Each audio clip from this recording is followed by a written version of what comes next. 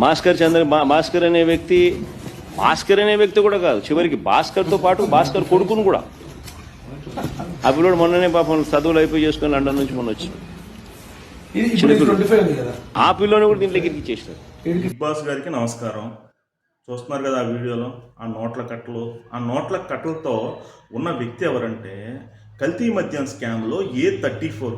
ఇప్పుడు నువ్వు ఎవరికైతే కాంటాక్ట్ సర్టిఫికేట్ ఇస్తున్నావో, చెవిరెడ్డి భాస్కర్ రెడ్డి మంచోడు, మోహిత్ రెడ్డి మంచోడు అని చెప్పి వాళ్ళకి ప్రధాన అనుచరుడు నెల ఇతని పని ఏంటంటే ఆ కల్తీ మద్యంలో వచ్చిన డబ్బులతో వీడియోలు ఫోటోలు తీసుకుని ఈ తండ్రి కొడుకులకు పంపించాలి.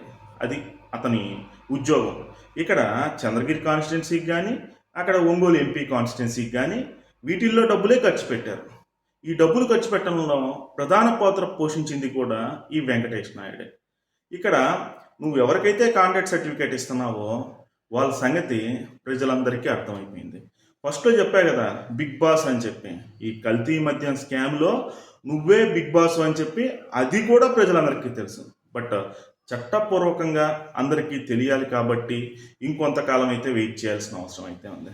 నువ్వేమో వీళ్ళిద్దరిని పెద్ద శుద్ధపూసలా మాట్లాడావు. వీళ్ళు చేసిన స్కామ్ చూసి అసలు ఆంధ్రప్రదేశ్ ప్రజలందరూ కూడా చీ అంటున్నారు.